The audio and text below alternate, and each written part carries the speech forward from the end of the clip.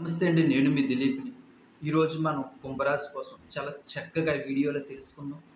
అలాగే కుంభరాశి కింద వచ్చేటువంటి నక్షత్రాలు కూడా మనం చూసుకున్నట్లయితే ధనిష్ట నక్షత్రం 3, 4 పాదాలు. అలాగే శతభిష నక్షత్రం 1, 2, 3, 4 పాదాలు. అలాగే పూర్వభాద్ర నక్షత్రం 1, 2, 3 పాదాలు మనకి కుంభరాశి కిందకొస్తుంది. మనకందరికీ తెలిసింది. 18 సంవత్సరాల తర్వాత సుమారుగా ఈ ఛాయాగ్రహాలైనటువంటి రాహువు, కేతువు. రాహు కుంభరాశిలోకి, అలాగే కేతువు సింహరాశిలోకి సంచారం అనేది సంవత్సరంన్నర జరుగుతుంది. మరి మనకిప్పుడు ఆల్రెడీ కూడా మనకి చాలా విషయాల్లో కుంభరాశి వాళ్ళకి మనకు తెలిసిందే. కొన్ని విషయాలంటే ఇది ఒక రకంగా మంచే అనిపిస్తదండి. ఎందుకంటే ఇప్పటిదాకా కూడా మన స్నేహితులవ్వచ్చు, బంధువులవ్వచ్చు, మన అనుకునేవారు, కుటుంబ సభ్యులవ్వచ్చు, మనం ఎంతో కష్టపడి మన జీవితాన్ని సాక్రిఫైస్ చేసి, మన కుటుంబం కోసం, మన కుటుంబం వే బ అంటే బయటికి రావడం కోసం కష్టాల్లోంచి ఒక సుఖాల్లోకి రావడం కోసం మనం చేసినటువంటి సాక్రిఫైస్ అవ్వచ్చు, అన్నదమ్ముల కోసం, చెల్లెల కోసం, చెల్లెలి మ్యారేజ్‌ల కోసం, కుటుంబ సభ్యుల కోసం, మన జీవితం అంతా కూడా దారిపోసేటువంటి రోజులు కూడా ఉన్నాయి. అలాగే మన జీవితంలో సంతోషాలనేవి చూసుకుంటే చాలా తక్కువ. కష్టాలనేవి చూసుకుంటే చాలా ఎక్కువ. నా జీవితంలో అసలు నాకేం జరుగుతుందో నాకే తెలియట్లేదు అనేటువంటి ఒక క్వెషన్ మార్క్ కూడా కుంభరాశి వాళ్ళు యేసుకుంటున్నారు అంటే మాత్రం. అలాగే మన జీవితంలోని చాలా విషయాల్లో మనల్ని మోసం చేసిన వారిని కూడా మనం ఎలాంటి మాటలు మాట్లాడకుండా, ఒక చిరునవ్వుతోటి అంటే మనం గత జన్మలో ఏ కర్మ చేసుకున్నామో మంచో, చెడో ఈరోజు నా డబ్బు పోయింది పోనీలే. లేదంటే నా టైం బాలేదు. ఈరోజు నాకు ఇది జరిగింది, జరగని అని మనకి మనమే ఎప్పుడు కూడా సర్ది చెప్పుకుంటున్నామే గానీ, మనల్ని మోసం చేశారని గానీ, లేదంటే మనల్ని చీటింగ్ చేస్తున్నారని గానీ, లేదంటే మన వెనకాతల నవ్వుతూ ఉండి మనకి గోతులు తవ్వుతున్నారని గానీ, లేదంటే మన జీవితంతోటి ఇలా ఆటలు ఆడుకుంటున్నారని గానీ, ఎప్పుడు కూడా ఎవ్వరిని కూడా బ్లేమ్ చేయమండి. అదంతా కూడా మన తలరాత అంతే. మన దరిద్రం అనుకునే మనం బ్రతుకుతూ ఉన్నాం. మనం ఎక్కువగా కుంభరాశి వాళ్ళు అదృష్టాన్ని ఎప్పుడు నమ్ముకోలేదండి. మన కష్టాన్నే నమ్ముకున్నాం. ఈ విషయం మాత్రం నేను 100కి 100% చెప్పగలను. మనం ఏ రోజు కూడా అదృష్టాన్ని నమ్ముకోలేదు. మన కష్టాన్ని నమ్ముకున్నాం. కష్టపడే మనం పైకొచ్చాం. ఈ రోజు నలుగురిలో కూడా ఒక కుటుంబ పరంగా భార్య, పిల్లలు, అమ్మ, నాన్న మనం ఇంత చక్కగా మన జీవితాన్ని నలుగురిలో కూడా లీడ్ చేసుకోగలుగుతున్నామంటే అది పూర్తిగా మన కష్టార్జితం అనేది నేను చెప్పగలను. ఎందుకంటే మన జీవితంలోని మనం కష్టపడే పైకొచ్చాం. అదృష్టం మీద రాలేదు. చిన్నప్పటి నుంచి కూడా మన తల్లిదండ్రులు పడ్డటువంటి కష్టాలు చూస్తున్నాం. మనం చదువుకునేటప్పుడు కష్టాలు చూసాం. మన దగ్గరగా మనల్ని ప్రేమించిన వారిని కూడా మనం వదులుకున్నాం. ఆ విషయంలో కూడా. ఎందుకంటే మన కుటుంబం కోసం, మన కుటుంబం బాగుపడాలని, మన కుటుంబం అందరి ముందు తల దించుకోకూడదని, మన కుటుంబం నలుగురిలో కూడా తలెత్తుకొని బ్రతకడం కోసం. అలాగే మనం జీవితంలో చాలా సంతోషాలు వదులుకున్నాం మన కుటుంబం కోసం.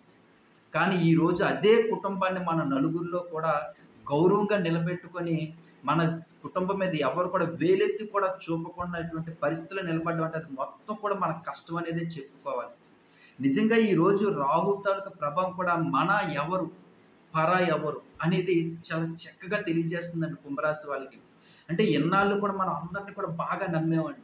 బాగా నమ్మాం. నమ్మి మోసపోయాం. అది ప్రేమ, కుటుంబం, అన్న ఇక మొత్తం అంతా కూడా బంధువుల ఇది ఎవ్వరైనా సరే వదిలేయండి.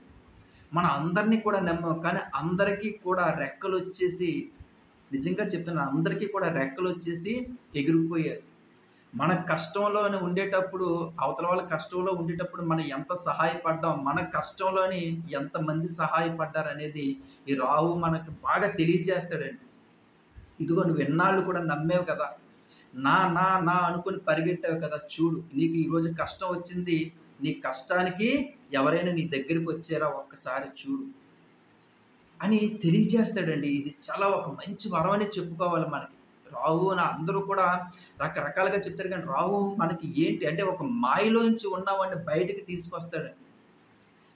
ఒక మాయలో ఉన్నటువంటి మన ఒక మాటల గారడీలోని, నవ్వులతోటి, అందాల జీవితంలోని రకరకాలైనటువంటి మనుషులండి. మన ముందు చాలా బాగా నటిస్తుంటారు.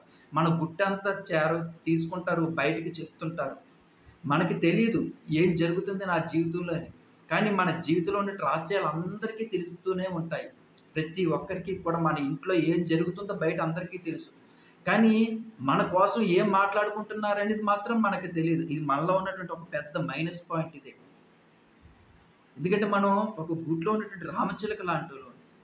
మనకి ప్రపంచం అంతా అదే. మన జీవితం, మన కుటుంబం, మన ఇల్లు, అలాగే భార్య, పిల్లలు చక్కగా చూసుకోవడం, పిల్లల్ని బాగా చదివించుకోవడం, అమ్మ, నాన్నని బాగా చూసుకోవడం.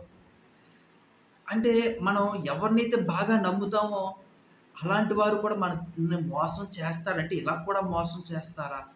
ఇక్కడ మనం ఎప్పుడు కూడా మనకు మోసం అనేది తెలీదు. భగవంతుని యొక్క ఆధ్యాత్మికమైనటువంటి భావంలో ఎప్పుడు కూడా ఈ దీపధూప నైవేద్యాలు చేసుకోవడం, భగవంతుడికి ఇంత ప్రసాదం పెట్టుకొని మనం కొంచెం ఆ ప్రసాదాన్ని నైవేద్యంగా తీసుకొని మనం బయటికి వెళ్ళేటప్పుడు ఆ నైవేద్యం తీసుకొని ఒక మంచి బొట్టు పెట్టుకొని ఆ భగవంతుని నామస్మరణ చేసుకుంటూ ఎప్పుడు కూడా మన పని మనకు వెళ్ళిపోతాం. అసలు మన పక్కన ఏం జరుగుతుంది? మన ఇంటి పక్కన ఏం జరుగుతుంది? మన ఇంటి ముందు ఏం జరుగుతుంది? మన ఇంటి వెనకాతల ఏం జరుగుతుందో కూడా మనకి తెలీదు. ఎవరైనా సరే, "సార్ మీ ఇంటి వెనకాతల మేము ఉంటున్నాం సార్. మీ ఇంటి పక్కనే మీ వీధిలో ఉంటున్నాం" అంటే, "అవునా" అంటాం. అంటే మనకిక ఎవరితో ఏ సంబంధం ఉండదండి. మన పనేదో మనం వదిలేసి చేసుకున్నామా, వచ్చామా, మన పని పూర్తయిపోయిందా, ఇంట్లోకెళ్ళిపోయామా, టీ రెడీ అయిపోయాం, భోంచేసాం, టీవీ చూసుకున్నాం, పడుకుండిపోయాం, మళ్ళీ వదిలేసి మన పని మనది. ఎవరి విషయాలు కూడా వేలు పెట్టడం గానీ, ఎవరి జీవితాలతో కూడా మనం ఏం జరుగుతుందని తెలుసుకోవడం గానీ, ఇలాంటివి ఏవి కూడా కుంభరాశి వాళ్ళకి లేకపోవడంతోటి మనం అందరినీ అంటే మన దగ్గరికి వచ్చిన వాళ్ళు మన మాయ మాటలతో చెప్తూ ఆళ్ళని గుడ్డిగా నమ్మేస్తుంటాం. అలాంటి నమ్మేటప్పుడు డబ్బు విషయంలో నష్టపోతాం. ప్రేమ విషయంలో నష్టపోతాం. అలాగే మన చేత మనకి తెలియని వ్యాపారాల్లో పెట్టుబడులు పెట్టించడం గానీ, ఇలాంటి మాటల గారిలో పడి మధ్యవర్తిగా ఉండి ఇతరులకు డబ్బులు ఇవ్వడాలు గానీ, ఇలాగా అనేక రకాలుగా మోసపోతా ఉంటాం. కానీ ఇవన్నీ జరిగిన తర్వాత కూడా ఇదంతా కూడా మన టైం బ్యాడ్. మనం ఏమి చేయలేం అనేటువంటి ఒక చిన్న ఒక లైన్ తోటే మనం అక్కడి నుంచి వెళ్ళిపోతుంటాం. ఇది మనలో ఉన్నటువంటి ఒక మంచి విషయం అనేది చెప్పుకోవాలి. అలాగే ఈ కేతు తాలూకా ప్రభావంతో కూడా మీకు సింహరాశిలో ఉండడం వల్ల దాని తాలూకా ప్రభావం కూడా మనకి కుంభరాశి వాళ్ళ మీద పడడం అనేది కూడా మనం చూసుకున్నట్లయితే మాత్రం చాలా చక్కగా అంటే మనకి ఎవరైతే ఆర్థిక విషయాల్లోని చాలా జాగ్రత్తలు వహించవలసి ఉంటుంది. చాలా జాగ్రత్తలు వహించవలసి ఉంటుంది. మరీ ముఖ్యంగా ఎవరికైనా డబ్బు ఇవ్వడంలో గానీ, అప్పుగా అలాగే డబ్బు ఎవరికైనా మధ్యవర్తిగా ఉండి ఇప్పించేటప్పుడు గానీ, కొంచెం జాగ్రత్తలు తీసుకోండి. అలాగే ఆరోగ్యం మీద కొంచెం శ్రద్ధ పెట్టండి. ఏ మాత్రం చిన్న అనారోగ్య సమస్యగా మీకు అనిపించిన ఒక మంచి మీ ఇంటి డాక్టర్‌ని గానీ, ఒక మంచి డాక్టర్‌ని గానీ సంప్రదించడం. అంటే టైమ్ టు టైమ్ మెడిసిన్స్ తీసుకోవడం. ఇలాగ కొంచెం ఆరోగ్యం మీద శ్రద్ధ పెట్టడం. అలాగే దూర ప్రాంతాలకు వెళ్ళేటప్పుడు కొన్ని జాగ్రత్తలు తీసుకోవడం. వెహికల్స్ కొంచెం స్పీడ్‌గా నడిపేటప్పుడు కొంచెం కంట్రోల్‌గా ఉండడం.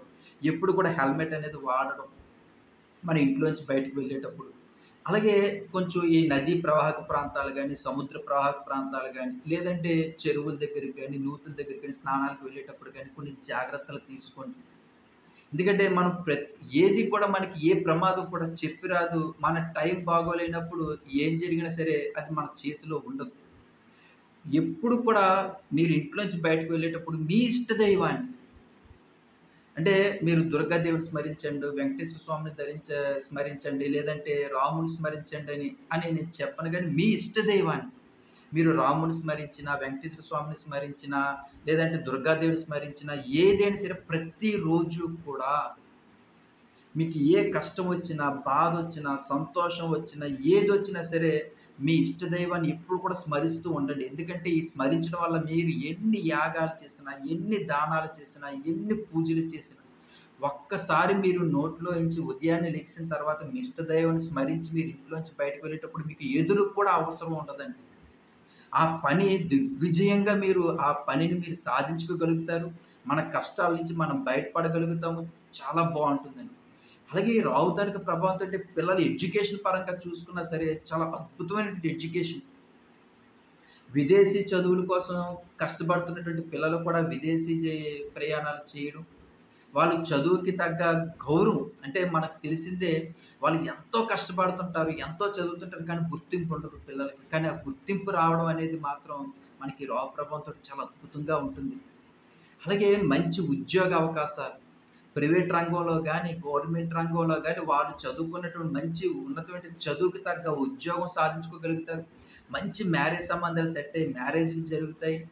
అలాగే వాళ్ళు ఏదైతే మనం వాళ్ళ పిల్ల పాపలతో సుఖంగా ఉండాలనే కదండీ ఎప్పుడు కూడా మనం కోరుకునేది పిల్లల కోసమే మనం బతుకుతున్నామండి. లేదంటే మన కోసం మనం ఏ రోజు కూడా ఒక బట్ట కోసమా, లేదంటే ఒక బంగారం కోసమో, లేదంటే ఏదైనా మనం బయటికి షికారు తిరుగుదామని ఎప్పుడు కూడా మనకి ఏ ఆలోచన కూడా లేదు. పిల్లలు బావుండాలి. పిల్లల భవిష్యత్తు బావుండాలి. అలాగే భర్త ఆరోగ్యం బావుండాలి. భర్తకి బావుండాలి. ఇదే కదండీ ప్రతిరోజు కూడా ఈ దీపధూప నైవేద్యాలు చేసుకున్నా, పూజలు చేసుకున్నా, హోమాలు చేయించినా, ఏం చేయించినా సరే మన కుటుంబం మీద ఈ నరఘోష, నరపీడలు లేకుండా సుఖంగా, సంతోషంగా పిల్లలు, కుటుంబ సభ్యులతో అంతా బావుండాలి. పిల్లలకి మంచి ఉద్యోగాలు రావాలి. మంచి సంబంధాలొచ్చి వాళ్ళకి పెళ్లి జరగాలి. అలాగే వాళ్ళ పిల్ల పాపలతో సుఖ సంతోషాలతో ఉండాలి. అంతకన్నా మనం ఏంటండి ఎందుకంటే మన జీవితం అంతా కూడా బాగా స్ట్రగుల్స్ చూసాం. ఎన్ని చూసామని అంటే మన ఈ ద్వాదశ రాశుల్లోని ఎవరు పడనటువంటి కష్ట, నష్ట బాధలన్నీ కూడా మనం పడ్డాం. ఇవన్నీ కూడా మన పిల్లలకి పడకూడదు. మన పిల్లలు చాలా అద్భుతంగా ఉండాలని ఈ పూజలన్నీ కూడా చేస్తూ ఉంటాము. దానాలు చేస్తుంటే ఇవన్నీ చేస్తుంటాం. ఇవన్నీ చేయడం వల్ల పిల్లలకి కూడా ఒక అదృష్టం ఏంటంటే మనం చెప్పుకోవాల్సింది మంచి మ్యారేజ్ సంబంధం సెట్ అవ్వడం, మ్యారేజ్ అవ్వడం, పిల్ల పాపలతో సుఖ సంతోషాలతో ఉండడం. అలాగే వాళ్ళకి ఉన్నటువంటి ఆర్థిక పరిస్థితి మెరుగుపడే అవకాశాలు. కొంచెం అప్పుల్లో ఉన్నవారు అప్పులన్నీ తీర్చుకొని కొంచెం మంచి ఉన్నతమైన స్థితికి వచ్చే అవకాశాలుంటాయి. ఆర్థికంగా స్థితిమంతులవుతారు. ఆరోగ్యం బావుంటుంది. అలాగే మనం ఎప్పటినుంచో కొన్ని పనులైతే మనకు ఆటంకం కలిగిపోయి ఉంటది. ఇంటి పని గాని, లేదంటే మనకి కోర్టు వ్యవహారాలు గాని, లేదంటే మనకి రావాల్సినటువంటి డబ్బులు గాని, బకాయిలు గాని, ఆస్తులు గాని, ఇవన్నీ కూడా మనకి ఈ సంవత్సరన్నరలోని మనకన్నీ కూడా కలిగే అవకాశం ఉంటుంది. ఒక్కొక్క పని నెమ్మదిగా జరిగి మనకి ఏదైతే ఇప్పటిదాకా నెగెటివ్‌గా జరిగిందో అంటే మనకి 2020 నుంచి కూడా మనకి ఏదైతే నెగెటివ్‌గా ఇప్పటిదాకా జరిగిందో ఇక్కడి నుంచి కూడా ప్రతీది కూడా పాజిటివ్‌గా జరిగి మన జీవితంలో ఒక మంచి ఉన్నతటి స్థాయికి రావడానికి కూడా అవకాశం ఉంటుంది. ఇంకా చాలా మరిన్ని మంచి మంచి విషయాలు తెలుసుకుందాం. అలాగే మీరు ఎన్ని విషయాలు చెప్పినా, నేను ఏమి చెప్పినా సరే ఒక్కటి మాత్రం మీరు మర్చిపోకండి. మీ ఇష్ట దైవాన్ని ఎప్పుడు కూడా మీరు స్మరిస్తూ ఉండండి.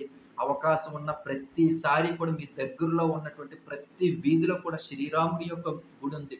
మీకు అవకాశం ఉంటే వెళ్లి ఒక 5 నిమిషాలు, 10 నిమిషాలు వెళ్లి దర్శనం చేసుకోండి. వారంలో ఒక్కసారైనా సరే అవకాశం ఉంటే రోజు కూడా వెళ్లి మీరు దర్శనం చేసుకోవడం వల్ల మీకు మనశ్శాంతి అనేది కలుగుతుందండి. ఆ విషయం అయితే మాత్రం నేను చక్కగా చెప్పగలను. అలాగే నా ఛానల్‌ని కూడా మీరు సబ్స్క్రైబ్ చేసుకుంటారని నేను మనసారా కోరుకుంటున్నాను. అలాగే కామెంట్ సెక్షన్‌లో శ్రీరామ అని రాయడం మర్చిపోకండి. ఉంటాను మీ Dileep. Please subscribe my channel. ఉంటాను.